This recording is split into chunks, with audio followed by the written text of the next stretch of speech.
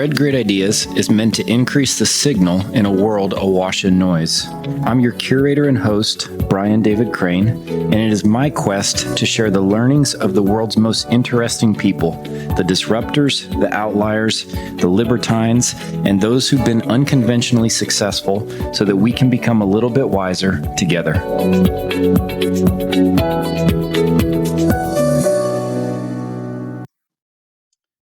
Phil Craig is the leader of the Referendum Party here in South Africa, a single-issue party whose goal is to call a referendum on the Western Cape province seceding from South Africa. According to recent polls, 68% of Western Cape voters support holding a referendum and 58% already support independence. We talk South African politics and economics, why the Western Cape is so different from other provinces here, internal and external migration trends in South Africa, what a free and independent Western Cape province would look like, and why Westerners, and especially Americans who believe in political self-determination, should care about this issue for moral as well as geopolitical reasons. I must say, I admire Phil's efforts. And now here's the show. It's a pleasure, and thank you very much for the invitation. It's great to be with you. Thank you. So tell me a little bit as far as what has happened recently with respect of your trajectory as far as Cape Independence Advocacy Group goes, and then your decision to start the Referendum Party. How did that come about? Sure. So in many ways, the Referendum Party is effectively a project of the advocacy group. So we started the advocacy group about 4 years ago, with a view of progressing this idea of Cape independence, which at that time was rarely a fringe idea. It's much, much more mainstream now. And part of that was to lobby the provincial government, which ironically is kind of ideologically aligned with us in terms of its core values, but wouldn't see secession as the solution. So, there was always this sort of slightly awkward relationship between ideological allies who want different outcomes.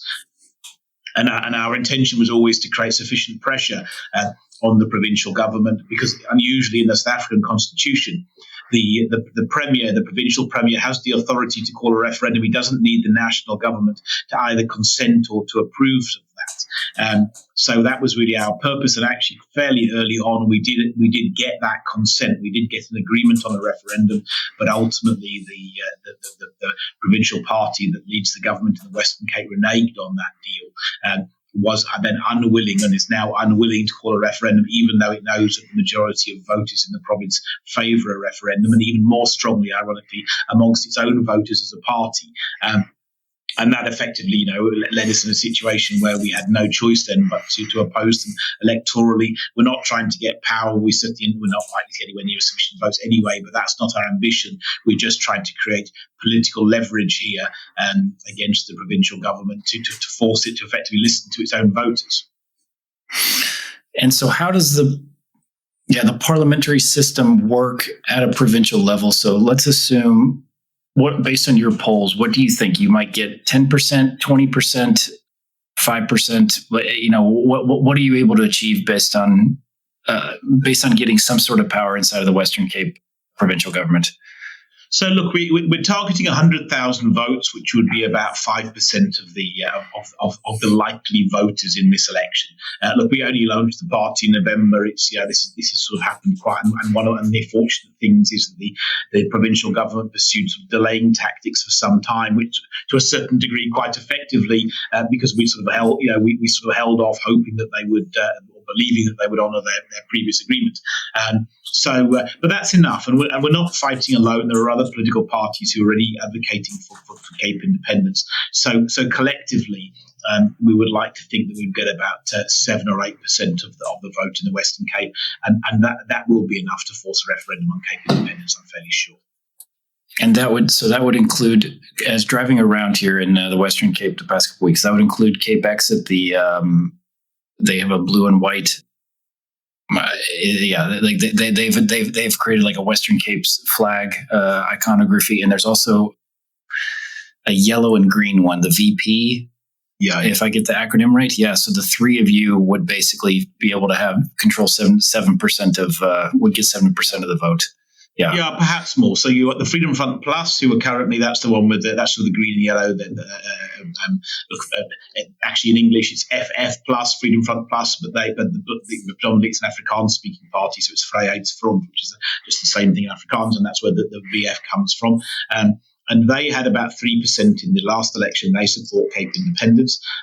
The Cape Independence Party, which also uses the name Cape Exit, is that's quite a small party. They got about 0.5% of the vote. So they had about 3.5% of the vote. There was another party, actually, the Cape Coloured Congress, who supported Cape Independence in the last election. So last time out, we got about 5.3% of the vote collectively. The referendum party didn't exist. And on this occasion, we need to do more. I mean, effectively, we need to, we've got a PR system of a proportional representation is our system of government here. So effectively, we need to, that opens up the possibility of what we call kingmakers. Your provincial government now gets 47 or 48%. It needs to find somebody else to get it over the line. And that very much is our strategy. And because ideologically, we would be a party that, we were a single issue party, but most of our members would be broadly centre-right. Then the provincial government is centre-right. The Freedom Front Plus is centre-right. The Freedom Front Plus and the provincial government, which is the Democratic Alliance, are already in multiple coalition governments at municipal level throughout the province. So we would be the natural allies, and they would struggle to find other allies than us. And ultimately, we're not pushing them very hard. We're pushing them to do something that polling says 79% of their own voters want. So it becomes quite an easy deal. And one of the problems you've got with the Democratic Alliance, which is the party that's leading the provincial government, is as a national party, 70% of its voters are outside of the Western Cape. So you have this conflict of, does it act in the best interests of the people in the Western Cape who elected it provincially, or does the reality of political machinations mean it acts in the best interests of the DA, the Democratic Alliance, the DA, on the basis of its national interest? And unfortunately, that's what we've got. The political interests of the DA on a national scale are taking precedent over the interests of the Western Cape people in the provincial election, and that's what's kind of forced this situation. But I mean, so it's a relatively easy situation to unpick if we can get that critical political leverage. Got it. Makes sense. Yeah. And so what has happened with the DA as far as, I was reading before the call, they had put forward this provincial powers bill or a devolution bill. I don't remember the exact name of it. It hasn't really looked like it hasn't moved at the federal level or at the national level. And so is their middle ground is to try to advance more autonomy for the Western Cape while also maintaining that the Western Cape stays part of South Africa. That's their general strategy. Yeah, look. So effectively, that their strategy is one of containment, and that bill actually is really a wolf in sheep's clothing. That bill particularly was designed to take the sting out of the Western Cape People's Bill, so that. And I was involved intimately in that. I conceived the Western Cape People's Bill. I led the legal team that wrote it. And I consulted with the DA on their Western Cape Provincial Powers Bill. And we tried to negotiate a bit to compromises around those things. Look, in essence, the DA support the devolution of powers, absolutely. In principle, they support federalism. So they'd like South Africa to change from being a unitary state or a quasi-federal unitary state into a full federal state. Although in practice, they're not willing to do what it takes to get there. So after the 2021 elections, we formed with them. In fact, it was our idea. We conceived this thing called the Western Cape Devolution Working Group. And what we said is, look, let's get together all of these centre-right political parties and civil society, all of these people who believe that actually a measure of autonomy is critical for the Western Cape. And let's not worry about the end result. Let's not worry about whether you're a devolutionist or a federalist or a secessionist. Let's just start getting power away from Pretoria, where it's being abused, and to the Western Cape. And we worked with, like I say, it was our project, but the DA were involved, the Freedom Front Plus were involved, two other political parties were involved, AfriForum, Solidarity, and a whole lot of academics. It was a really powerful working group. The Western Cape government, the city of Cape Town, And out of that, but it is always the case. The difficult with the DA, and you'll understand this from around the world. They've been in power in the Western Cape for 15 years now. They've become the status quo. So therefore, they don't really want to turn the tables over. They don't really want to push a radical agenda. It suits them to sort of go slowly, and because actually they don't really want to, the status quo suits them quite well. So we were pushing for much more radical. They were elected in 2019 provincially on a ticket of devolution. So they already supported devolution, but they couldn't deliver it. And actually, coming at the end of this term, they said they were going to fight for the devolution of policing of rail. And at the end of the term, they failed, and they failed spectacularly. They've got no possible prospect of delivering either. They've asked, and they've been unceremoniously told no.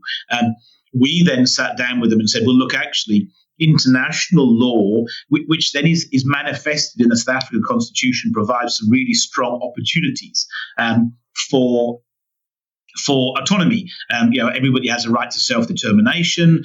The Western South Africa recognises that right. It's in several international charters which South Africa has signed and ratified through Parliament. So let's use international law, which we were much more familiar with as secessionists, to drive the internally. And we said, look, let's start by writing a Western Cape People's Bill, which claims the right to self-determination for the Western Cape people. And then you can go back for devolution or federalism or whatever else on the basis of asserting a right, as opposed to just asking. And the DA were, as often the case with them, were very cautious. Initially, they were keen on the idea, but ultimately just didn't have the courage to bring the bill. And in the final reckoning, we then sat down with the Freedom Front Plus, who'd been waiting in the wings, and they said, well, they'll bring the bill. And we said to the DA, look, if you're not going to vote for this bill, which would deliver federalism, which is supposed to be your policy and not ours, and you're not willing to vote for this bill, then we're going to make you vote against this bill and show people that actually you're saying you want federalism, but you're not even, never mind, and you're offering federalism as a compromise to secession, but actually you're not even willing to do what it takes to get federalism. So we wrote that bill, and the Freedom Front Plus said the table up bill, and then suddenly the DA then quickly wrote this bill, the Western Cape Provincial Powers Bill, the one that you're talking about, and said, well, here's a federalism bill. Now let's pass this one instead. And of course, and we looked at it and said, well, this isn't a federalism bill. This is a devolution bill, and it relies on the consent of national government. You were just moving deck chairs around on the Titanic here. The bottom line is they haven't given you it for the last 5 years, and they're not about to give you it now. And we said it's fine. It was quite a good bill in that it created an obligation on the Western Cape to seek additional powers. But then it needs to be passed alongside the Western Cape People's Bill, which acquired the right to claim those additional powers. And we said, let's pass the two bills together. And they said no. So they've obviously pushed this bill and actually then got legal opinions that from the Parliament said this bill actually won't pass constitutional muster, but they've just pressed ahead anyway. And as you say, this week the public hearings are going ahead. The ANC have been fighting to close those down. So you have this strange situation now that the ANC and the DA are squaring off over Cape independence when neither of them support it.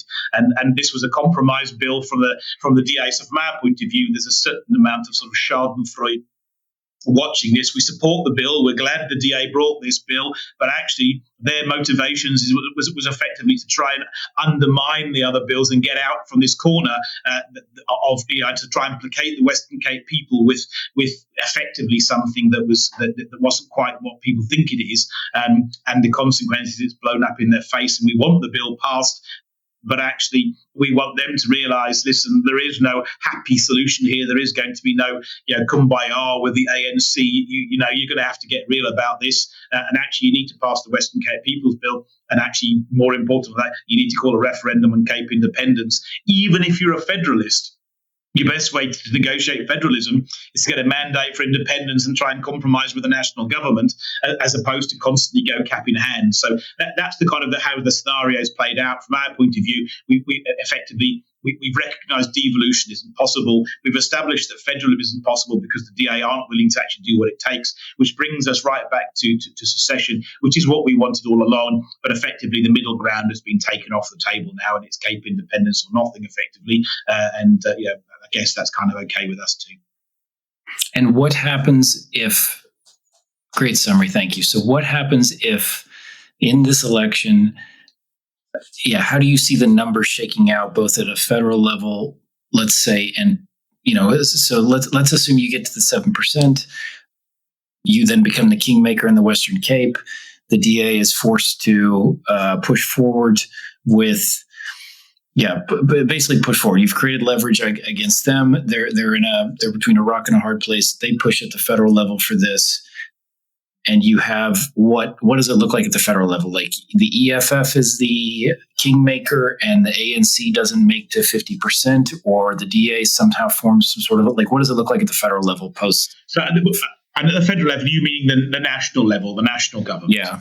Thank you. Yes. So look, I think it's fairly clear what's going to happen at national level now, and I think one of the ironies is that the pollsters don't really dispute the reality. What happens is, for their own reasons, politicians and many voters have kind of got their heads in the sand because the reality is a really uncomfortable one. So what's likely to happen is the ANC are almost certainly going to fall below 50%, which is in theory what all of the sort of the opponents of the ANC say they want. The danger is that right now the ANC is a really corrupt, terrible government, totally incompetent, and really, but in real terms, I'm going to be careful with my words. It's destroyed the livelihoods of people in the Western Cape. We're sitting with economic growth, all of South Africa, I should say. We're sitting with anemic economic growth, colossal unemployment, terrible crime. So they're certainly not benign in that thing. But ultimately, ideologically, they're relatively benign. They're not calling for genocide. They've turned down expropriation of all property. So the really ridiculous Zimbabwe-esque policies they've averted. Now they're going to fall below 50%. When they fall below 50%, they are going to have to make up their votes, and they're going to look for their votes on the ideological left. And they are going to be forced into government with the people who are advocating for these extraordinary extreme policies. And the EFF, as the third largest party, which is a breakaway from the ANC, is the biggest threat. And what are the ANC calling? What are the EFF calling for? The privatization the nationalization of all state-owned industries, the nationalize of major industries. The state-owned ones are obviously already nationalized. And the expropriation of all property rights. In other words, all property belongs to the state. And actually, when asked by the BBC, they're not ruling out the genocide or the slaughter of white people just yet. So, we're talking about a genocidal organization that is deeply racist, far extreme left, and they are the most likely partner. So the ANC are going to become infinitely more dangerous after. I would much rather have them at 51% than have them at 47%, because actually at 51% they are relatively benign. They're a disastrous government, but we're not talking about total Zimbabwe implosion. If they end up with the EFF, that's what we are talking about. We are talking about a catastrophic failure of South Africa, and quite possibly, with murderous intent to go with that. On the other side, you've got this fight, and what we've got on the other side is you've got all of these groups allying under what they call the multi-party charter, trying to summon up enough votes. But the reality is they are going to fall woefully short. The current polling has them at 36%. They were at 33% 3 years ago, so they've managed to make 3 points up. And those parties are deluding themselves, and still to this day, 4 months from the election, they're 15 points short of a majority and are claiming that they can still get it, which is just absolute insanity. And what's worse is they're convincing people that this is possible, because people are absolutely desperate. And the danger is that stops people taking stock of what they really should be doing. And the reality is, South Africa has this strong ideological divide that runs through it. You've got one part of the population that effectively is African nationalistic, Africa for Africans, racially driven, left wing, basically wants race-based policy, wants centralization of control, communist effectively, but without some of the trimmings. And on the other side, you've got this population, this relatively Western-leaning population that leans towards the free market, that wants genuine non-racialism, and the only province in South Africa that always votes for that is the Western Cape. So that's where Cape independence comes from. It's kind of like, well, okay, we can't do anything about the rest of South Africa because people are voting for that government, however bad it is, that our elections are broadly free and fair. And in the Western Cape, for 30 years, the majority of people have never once voted for that government. We're not electing it. And the only reason we're having all of those disastrous policies hanging over our head is because we're choosing to remain part of South Africa. And if we opt out of South Africa, we walk away from all of those problems. And that's the essence of Cape independence. And obviously, it's very, very frustrating watching the mainstream political parties, who obviously have great clout and influence, kind of dismissing Cape independence as not necessary, as don't worry, we're going to save the and one of the interesting things that we've seen is the exact scenario that they want to play out. They're not even going to get to there, but we saw it in Johannesburg in 2021. They actually got the ANC to 34% of the vote, the EFF to 11%. So that left-wing coalition suddenly only got 45% of the vote, and what they now call the multi-party charter got 46% of the vote. And that was then hailed as this massive breakthrough. The reality is that multi-party charter is so diverse, they can't agree on anything. And the net result is, 2 years later, Johannesburg has turned into an absolute disaster. Service delivery totally collapsed. And the DA itself then called for fresh elections in 2023, saying this city is literally ungovernable and all of its people are suffering. So you have this remarkable situation where the policy that failed abjectly in Johannesburg, they are now proposing as the sort of the fix-all solution for South Africa. And yeah, it's insane. It's insane, unfortunately. Yeah, so anecdotally coming back here, we spent 5 months here in 2 years ago. Now we're back. And at the federal level, what you see is both the failure of Transnet and the failure of Eskom as the two largest, the two most glaring, from what I've read with Cape Town. And you have the strife in the Red Sea, and it would seem a glorious opportunity for these ports in South Africa to make a ton of money and handle additional cargo freight. And the Port of Cape Town can't handle it. The Port of Durban can't handle it.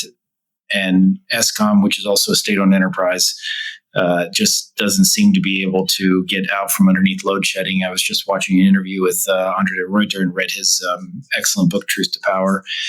And I think that at the federal level, it's clearly this incompetence it's widespread, it's theft. One thing I like about the South Africans is they come up with these euphemisms to sort of soften the blow of things. State capture is the way that theft is called, and load shedding is when the power's off.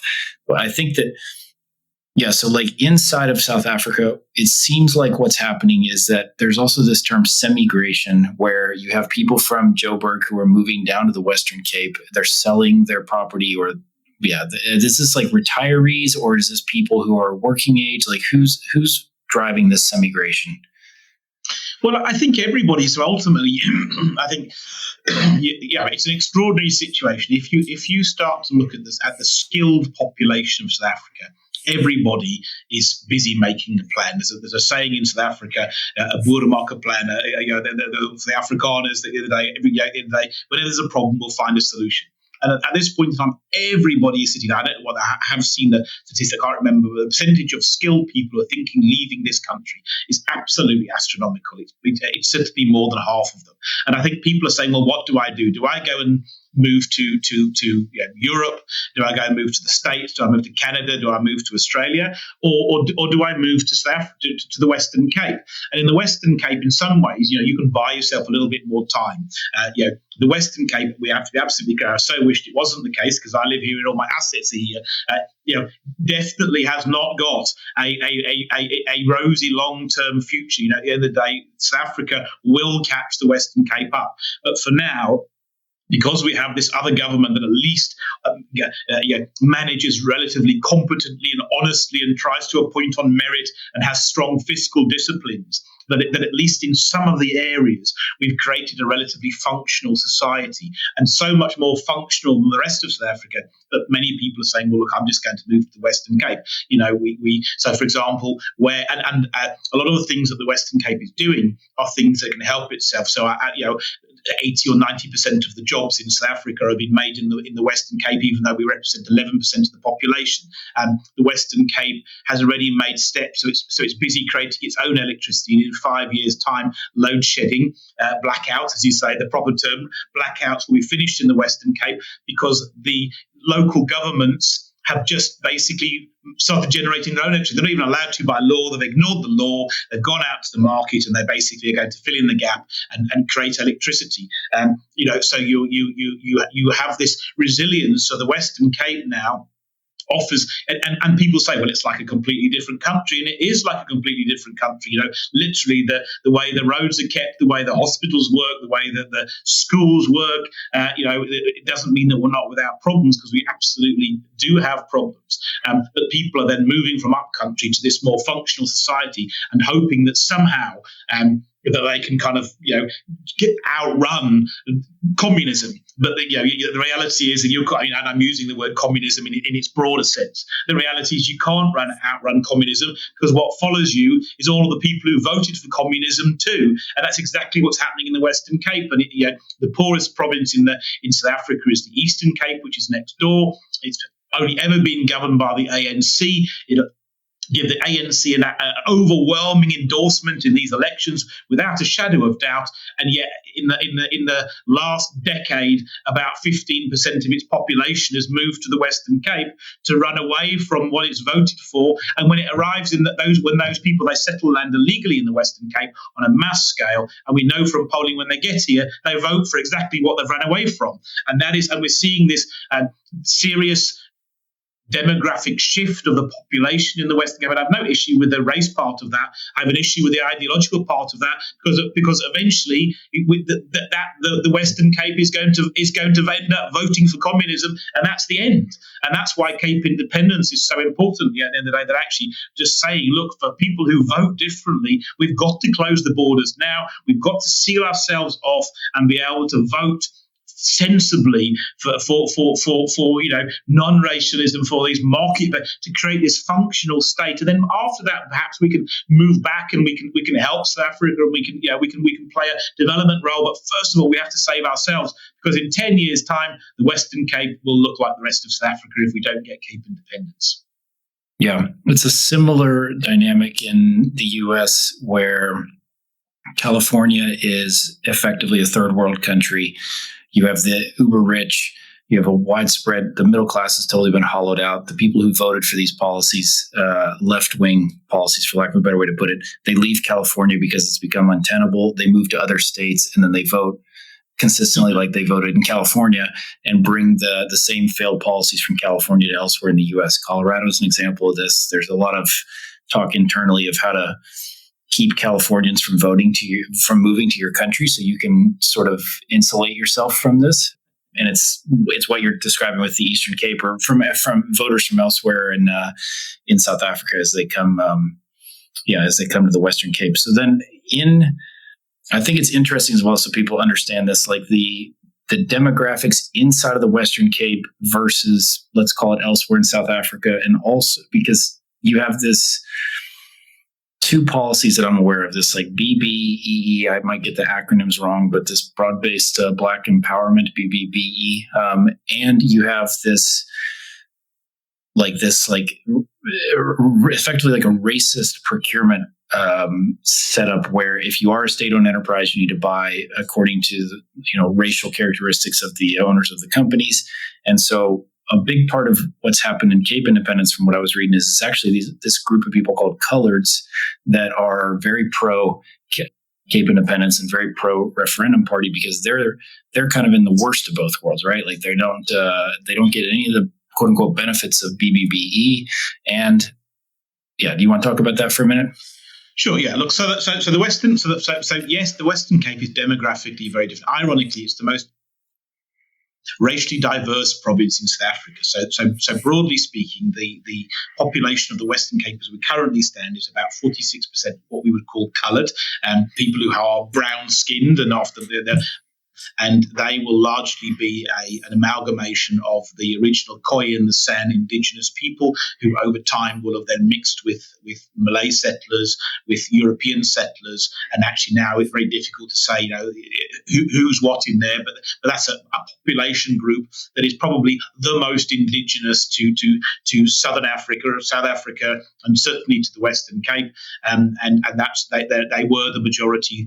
That this point in time, they're sort of slightly decreasing in relative terms, but they're about 46% at the moment. Then you have the white population at about 16%, and then you have the black population, which is about 20%. And there is a traditional black population, but in 1994, the black population was about 20%, and that's doubled to about 40% as we currently speak. So at this point in time, in the Western Cape. In the Western Cape, and this is through migration of people coming from running away from the Eastern Cape, and look, and for good reason. The Eastern Cape is a disaster, so I always have to be very careful. I have absolutely no issue with people migrating for a better life. I did it myself. I'm not native to the Western Cape. I think it just needs to be done in an orderly fashion, and legally, and obviously without destroying what's there when you get there. So in terms of Cape independence, it's got strong support amongst white people. It's got the stronger support amongst coloured people. And then it has a sizable majority of a sizable minority of black people. So because we mustn't think people vote according to exactly to race. Obviously you'll have a correlation, but I mean there's plenty of sort of centre right, really intelligently minded black voters who could see exactly the same as we would see, and there's equally plenty of crazy left wing white people who are absolutely bonkers. So, there's not an exact correlation with race, but there's some correlation. When it comes to policies, people just, if they haven't lived in South Africa, they just have no idea of what goes on. So we have these two policies, effectively. A broad-based black economic empowerment basically means that any business you want to conduct, race becomes a really strong determining factor. And if who you buy from, as soon as your company gets over a very, very small size, you must buy from people that are black owned. You must sell to people that are black owned. You must employ people of a certain race. There are race quotas for what your employees must. Your management team must be a certain race, and it's absolutely insane beyond. And in an extreme examples, let's go to something that really happens. You can Google it, but it just shows the craziness. So now we find ourselves in a children's senior, 17, 18-year-old, in a senior representative rugby team playing for your province. You're now playing for your province, and what happens is now there's a quota. So on the pitch at all times, there must be 10 black people, there must be 5 white people. Now, in one of the senior games, now what happens is the subs have been used up. All of a sudden, one of the black players gets injured, and there isn't another black player to put on the pitch. So they take one of the white players and bring on an extra white player, and the team wins the game but gets disqualified. Because even though it was replacing an injured player, they had too many people of the wrong race, and therefore literally got disqualified from a senior level competition. That is the insanity of where we are with race in South Africa. That's what we're fighting against. We're not fighting against, hang on a second, apartheid was terrible, and we need to create a fairer society because apartheid was terrible, and we absolutely need to create a fairer society. It's the insanity with which we do that.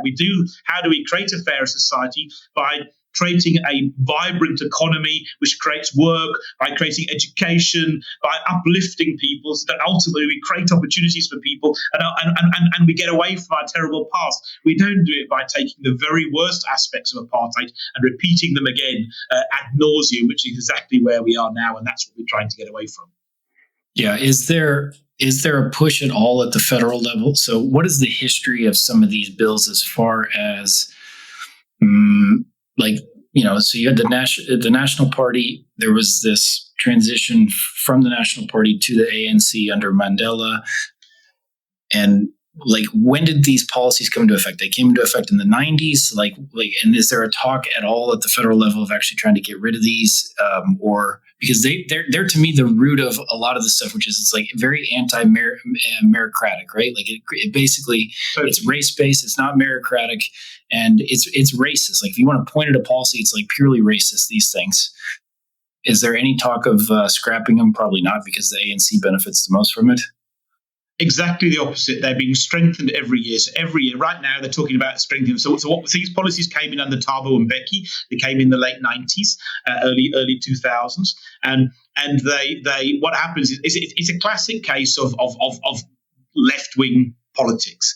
So what happens is you come with this idea which kind of isn't economically sound, but ideologically you convince yourself that we have to do this because it's the right thing to do. You implement your policy, it's a total disaster. It has exactly the opposite effect of what you want.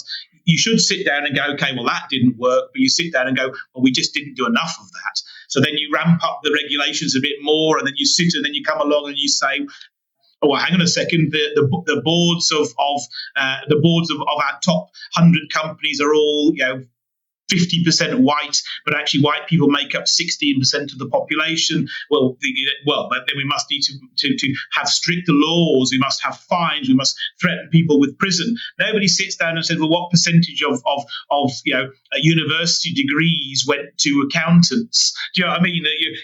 And logically speaking, well, hang on a second. If we have a really fair system, then the sort of composition of financial senior chief financial officers should be representative of the creme de la creme of the people that came out of accounting. We don't have any of that. We just rather, well, there you go. Why is it? Well, white people are just continuing to be racist. This is the system. Let's do more of it.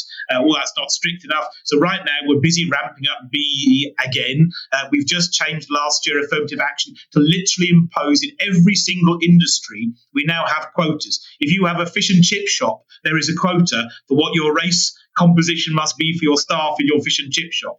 If it happens to be a mine, you have a different quota. If it happens to be a hotel, and you literally have to go into your industry and say, in my workforce, how should and actually now it's at senior level, and my junior staff must be in this ratio, my middle management must be in this ratio, my senior management, my shareholders must be in this ratio. It's absolutely insane. Now, how on earth do you run businesses in that environment? I mean, it's insanity, total insanity. And this billionaire class of ANC associated politicians or business leaders, they, from what I had understood, they made their fortunes predominantly by getting appointed to some of these boards that needed to comply with some of this stuff, or getting their finger into. They got on not because of merit. They got on because they were black, and they were like, okay, cool. Now we need to have a black board member, and we have this one that can nominally serve, and we pay them. Is that accurate? No, absolutely. So what do you end up? You start off with a system where you've got all of these boards. You create a set of rules that you now must have X amount of black people on the board. Otherwise, you can't do business with the state. You can't do business with anybody else. And now suddenly, then you have this elite class of people who say, well, look, I'm the, so you have, Cyril Ramaphosa is the lead shareholder in McDonald's. At the end of the day, at one point, I could have the numbers right now. Cyril Ramaphosa is now our president, who was a union leader, so should be the last person to be sat on something like 250 boards. Now, is rich beyond your wildest imagination. I mean, who could possibly sit on 250 boards? What are you there for? You're not there for anything other than to tick a box. So you create this system where we create the rules, then you fill the rules, and you have these people who are just, it's all about extraction. Now, how do we create a system where we extract value out of the economy? And therefore, and that's had a totally destructive effect, because what happens with people, now you're deterring entrepreneurship. You're not starting new companies. The name of the game is, well, how do I leech off somebody else's hard work? How do I leverage my race and actually what we've seen, and one of the big frustrations, is all of a sudden white people who've been excluded from the economy start to do better and better because they're forced into entrepreneurial environments. They can't rely on government, so they become increasingly innovative, increasingly competitive, because the market makes them so. They literally can't survive otherwise. And on the opposite effect, you're creating this class of people who just become less, never build anything, never do anything, because actually what they end up being is a means of extraction, and that's how our economy is layered. And obviously, again, that's a generalisation. There's some brilliant black people out there who are great. It's not everybody, but you have this elite political caste who are parasites. At the end of the day, we have tens of thousands of parasites in our economy. We find when we looked at state capture, as you say, which is just theft, we find people paying 20,000 rand for a wooden handled mop, which is like 100 rands. I mean, what's that? 20,000 rand in dollars?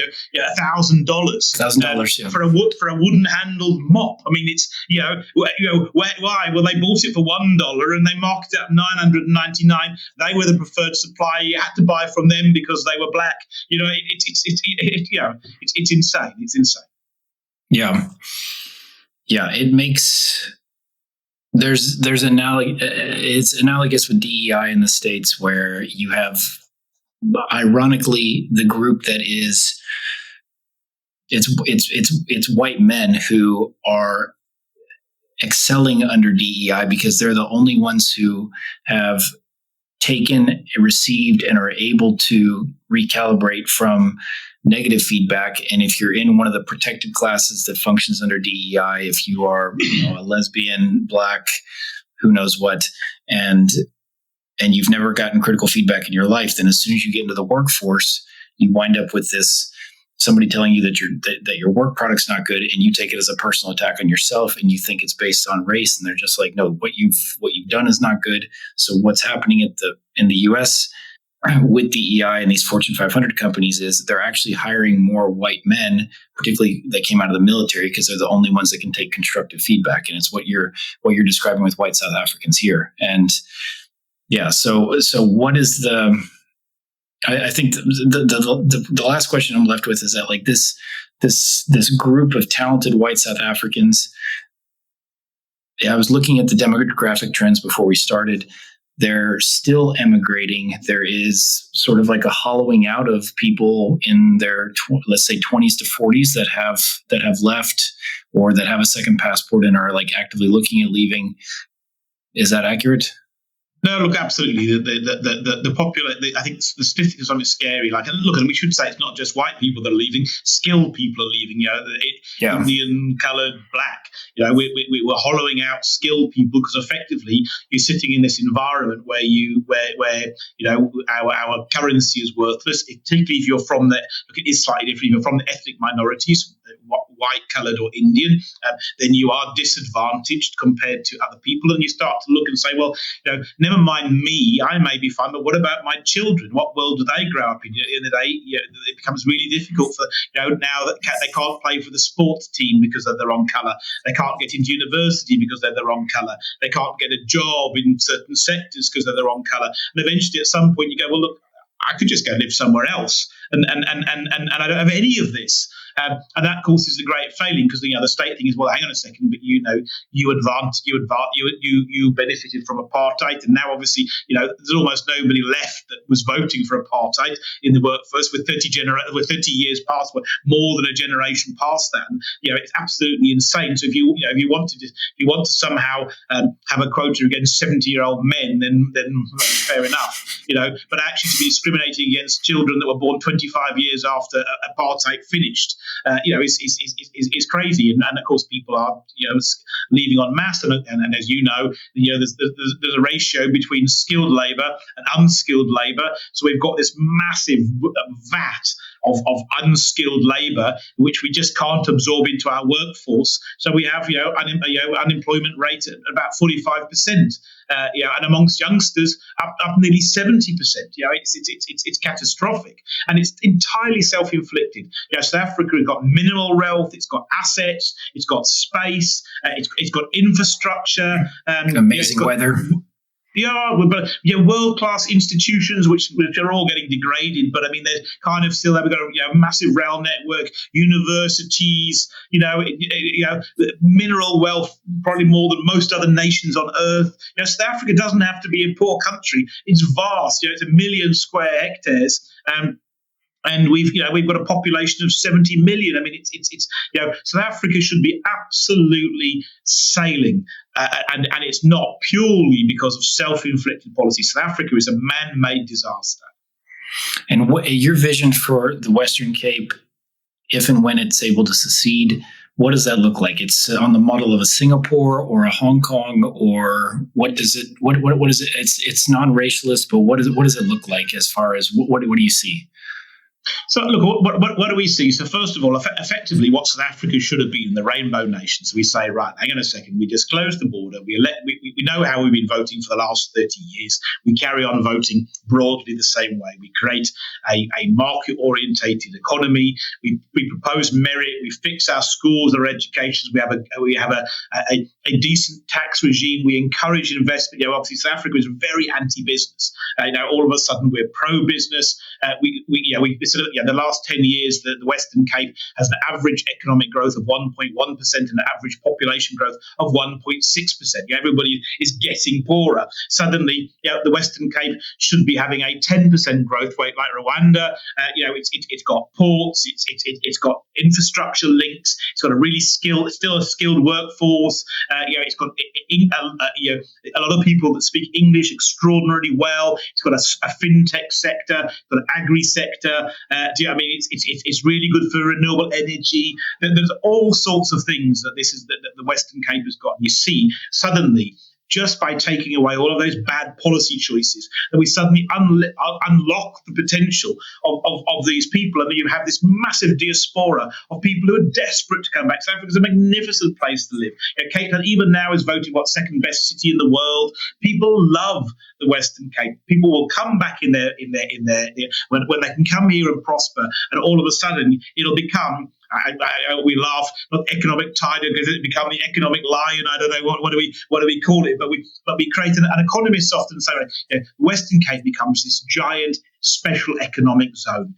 Here we are in the African continent, and it kind of links east meets west. And suddenly you have this special place, and in many ways like Singapore, but on steroids. I mean, Singapore is 700 square kilometers.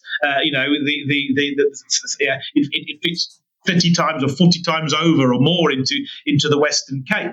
But like Singapore, we're on this major shipping route, and like Singapore, we have these 3 race groups. So there are some similarities with Singapore, but I think the Western Cape will outperform Singapore or Hong Kong. It'll become its own entity, and I think all of that pent up frustration, all of that potential that's been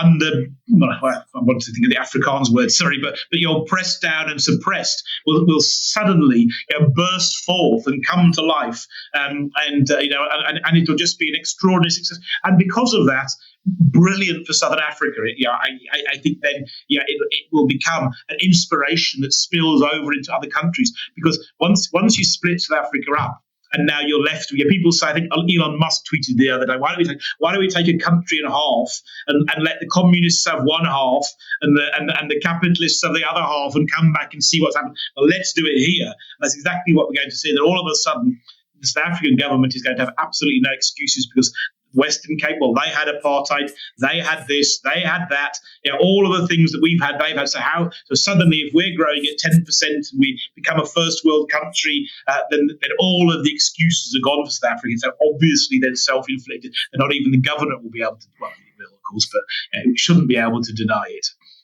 Yeah, and I think as well, one thing you alluded to is I think the property market here would go bananas, because all of a sudden you feel super comfortable putting capital into the country, because right now, as a foreign investor, if you look at it, you have capital controls to bring money in. It might not be actively talked about, but there is the specter of land expropriation, and you need strong property rights as the basis for a functioning democracy and a functioning capitalistic economy. And yeah, I think property would go, because the weather and the terrain and the microclimates that are here, and the ability to grow things, and it's got on paper, it's got so much going for it that it's heartbreaking to see when it's not being capitalized on. Yeah, absolutely, and there's a colossal human suffering. Obviously, we are both living in a relatively privileged part of that, and there are people who are living in terrible conditions. And actually, the beauty thing is, without us having to resort to ridiculous left-wing policies, we can very, very quickly lift those people out of poverty. At the end of the day, it really isn't rocket science. The potential is overwhelming. I mean, even when you talk about housing, and we've got this, people come and they'll see, if they come to Cape Town, they'll see all of these shanty towns and vast townships of now. First of all, let's say most of those are obviously set up illegally, and that shouldn't have happened. But even outside of that, one of the things that we have is our laws are so stupid in almost every way. We always find a way to lose. So now what's the problem? Why can't we create housing? Well, it's impossible in South Africa to remove an unpaying tenant. Literally impossible. So now you have all of these people living in desperate circumstances. The private sector is building zero houses. You've got 1 million customers. The private sector would love to build houses, but nobody is building houses. Only people who are building houses for that sector is the government, who builds them for free and gives them away. Because the private sector won't, because the government prevents the private sector from getting paid. And who's going to invest in housing stock? If you can't remove, because then you have this massive culture of non-payment. So these are the things that are just so easy to fix. If somebody can just apply one modicum of common sense and say, well, look, clearly, we need housing. We've got this chronic housing shortage. We've got land. We've got developers. We've got everything. We've got capital. All we haven't got is a workable business model, because the law that's meant to protect people is doing more harm to them than anything that could possibly happen at the hands of a private landlord. So I think that there's a lot of threads there that you just touched on. The one that I have left with, I emailed you about this one in the lead up to the interview, which is the transition following Mandela. With Mandela and following it, why did the National Party, why was it that there was this surface area that was left for the ANC to latch onto? You have a left-wing communist in its roots political party that's going to come into power, and you have why were things like Transnet or Eskom or South African Airlines, why were they not privatized ahead of the end of apartheid? Sure, and look, so I have to say, first of all, I was never here during that period of time. I came to South Africa in 2004. So, but I can tell you, and it's one of the misnomers economically. The National Party was far left, not far right. So the reason that it didn't is that the National Party and the ANC were two peas in a pod. They both believed in the centralisation of power.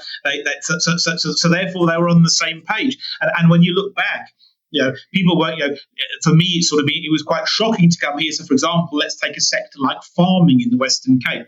Now, the farming sector is a major opportunity here. About 50% of farms in the Western Cape are effectively fallow because they're no longer viable under the current system. They need to be changed because they came to be under the National Party. What did you have? So the National Party, I live in a grape area, fruit area. So vineyards all around me. What happened in grapes? The farmers, there was one seller. You sold your grapes to Carvia Fia, the Cape Wine Cooperative, at a fixed price. So if you lived near me, you grew your grapes, you got X per ton, the price was fixed, you always made a profit, you delivered your one product to your one supplier, got paid a set amount, which you knew, and every single farmer made money because there wasn't even a hint of a market economy in there. And obviously, that was how the National Party worked. Now, because they were so efficient, they made it work very, very well. It was incredibly efficient. And so for them, privatization was an anathema. They no more believed in privatization than the ANC. The difference was they were very good at running things, and people will say, well, look, the National Party was corrupt. And I'm sure on the basis that politicians everywhere in the world are corrupt, and I think if they were, the National Party killed, might have stolen the golden egg or every third golden egg. The difference is the ANC just kills the chicken and looks around to see who's going to provide the next one. But there was no will for it, and I think there were parties, like for example the forerunner to the DA, who were trying to push for a federal system and push for change, but they were just outvoted, and the National Party and the ANC to a certain extent had elements where there were two peas in a pod. Got it. Yeah. Okay. So this has been amazing. I think we've covered a lot of different topics. What is the message? What I think there's two parts to your message. One part is the Western Cape needs to get out of South Africa ASAP. The second part is once that happens, you would like to see the Western Cape be market friendly, welcome to talented people, skilled people from all over the world, and to create what you call the lion of Africa down here on the tip. Is that right? Absolutely, economic lion. Yeah. Economic lion. Thank you. Yeah. Yeah. Do you ever worry about your safety in South Africa? Like Andre de Ruyter left. Is that a concern for you as insofar as you're being an activist and talking about these sort of things? Because I think that's part of the rationale with the DA is they don't necessarily believe that the ANC would adhere to or listen to a referendum vote. Yeah, ironically, I don't think the ANC, as we alluded to earlier, the ANC aren't really the problem. I think the ANC, through gritted teeth and very begrudgingly, would listen to a referendum vote. I think the ANC has got enough of that legacy and a sort of a view of itself and a place in the wider world in terms of its history that it would find it extraordinarily difficult suddenly to become the imperial power, and effectively colonize the Western Cape. Or nobody wants us here, but we're going to force ourselves onto the Western Cape against their will, extract their tax resources and so on, send our people down there. That would be a very, very difficult thing for them to do. So I don't worry about the ANC. I think the more radical elements like the EFF are more of a threat. So long as there's enough of the state capacity in place in the Western Cape. The EFF make absolute nonsense everywhere, and they've caused mayhem throughout the country, but they've tried it twice in the Western Cape, and both times they've come away with a bloody nose, and that's really great. And at this point in time, so they're reluctant to do it here because we still have relatively functional capacity, so the police has effectively been able to contain them and quite unceremoniously to the point where their pride was quite wounded, as did the Western Cape people. I have to say, they tried to had one particular incident, a place called Brackenfell, where they tried to close down a school and came off badly second best when the parents decided that they were going to physically deal with the EFF. So. I believe we can do this, and I believe we can do it relatively peacefully. I think we can do it peacefully. There'll be side pockets from the likes of that. That doesn't worry me. Of course, yes, this is a dangerous place to be for anyone, and for someone like me who's an activist, of course, it is more dangerous. I do get threats. I guess that goes with the territory. I can't say I like it, but equally, I certainly am not going to let it stop me fighting for a better future for my family and for my children and for those around me. And this feels like that when they say, listen, you can only pick one hill to die on. This is my hill. I've fallen in love with this part of the world. I've married an Afrikaner. She doesn't want to go anywhere. Her family goes back 400 years. My children are Afrikaans speaking. This is our home, and we're going to fight for it. And I hope that never comes to a physical fight. I don't think it will come to a physical fight, but certainly I'm not going to be bullied out of pursuing Cape independence by threats from people who are often quite unintelligent and pretty vile. We'll see where it happens, but I trust that I'll be okay. Good for you. Good for you. It takes a lot of courage, really. Yeah. What last question? I think we'll wrap it. Like the rate of firearm ownership, or the rate of legal firearm ownership in South Africa, coming from the States, something like 40 to 45% of Americans legally own a gun. I looked it up in South Africa. I think it's less than 10%. Is there? Yeah. Can you talk about that? Because I think that. Yeah, if push came to shove, people are going to have to fight, and I don't know if they have the means to, nor do they have the will to. Maybe you disagree on that. Well, so the interesting thing is that I don't think the fight will be around Cape Independence. And I've had reason to see this because these stirrings are started. And I've been quite. It's caught me. One thing that's caught me off guard. There's a section in 2018. 2014. There was two UN reports, one in 14, one in 18, around self-determination, and one of them was a very interesting passage where the report said, since 1945, almost every single conflict around the world has its source in the denial of self-determination. And it was this argument, and it was a very important thing because a lot of people would say, "Look, you want Cape Independence, you're looking for trouble." And actually, the United Nations were saying exactly the opposite, saying, "Well, it's not people looking to assert their right to self-determination. The problem is when countries deny people the right to live out their existence as they see fit, where problems start." Now, for me, that was kind of quite theoretical until I found myself in a very specific room that I won't give details to, but extraordinarily powerful people. And then I found myself in a room where people were openly talking about civil war in South Africa. And it was shocking. And it wasn't in the context of Cape Independence. It was in the context of the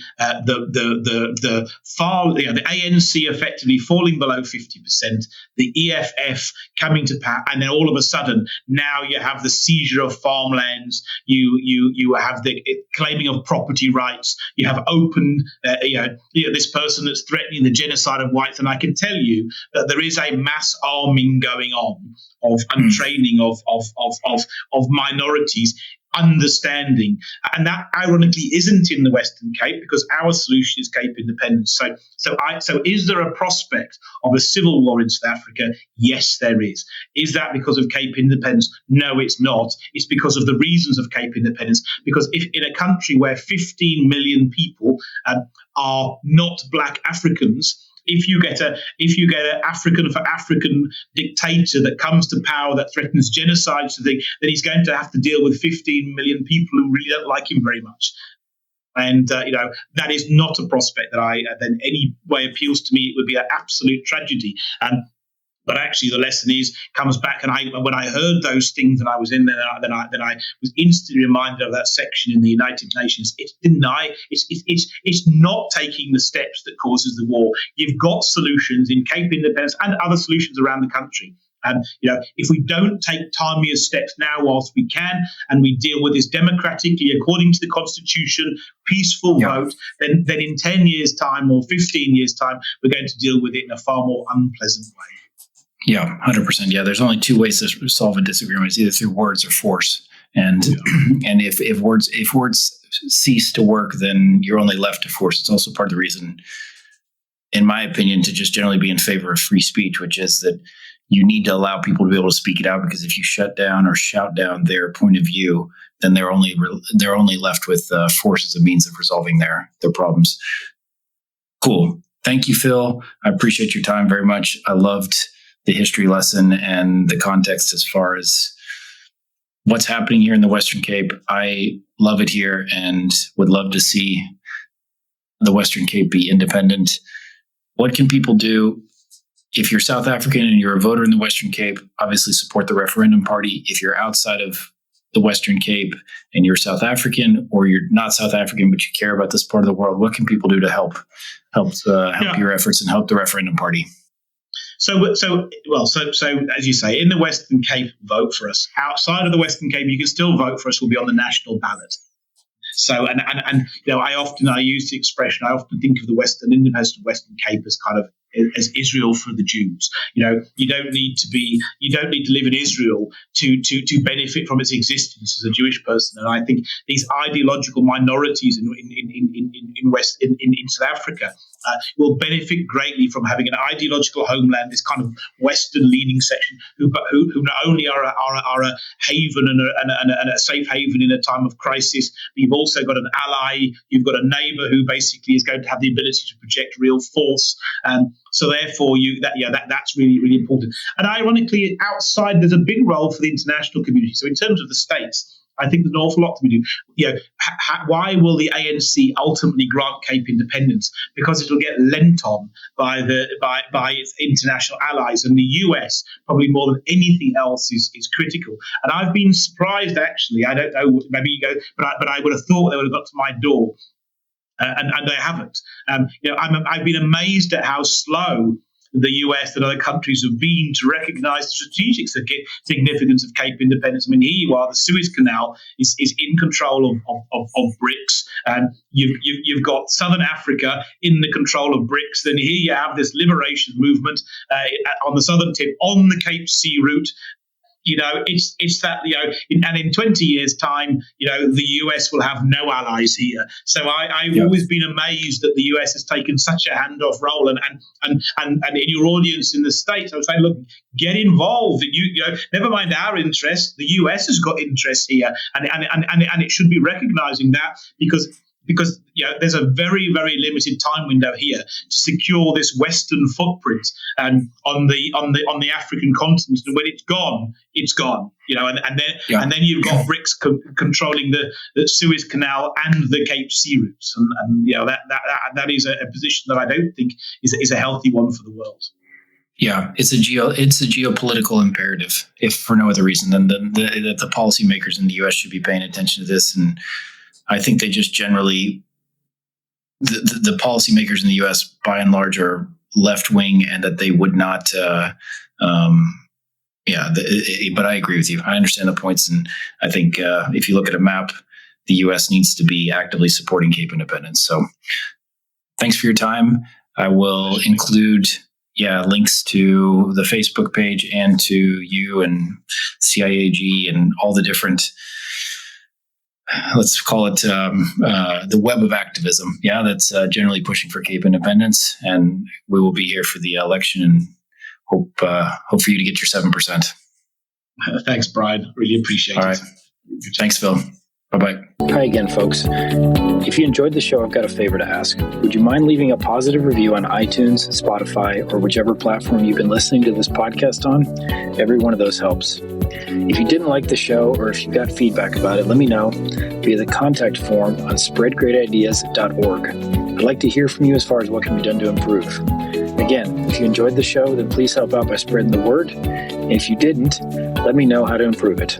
Thanks a lot for your attention, and I hope you'll check out the next one.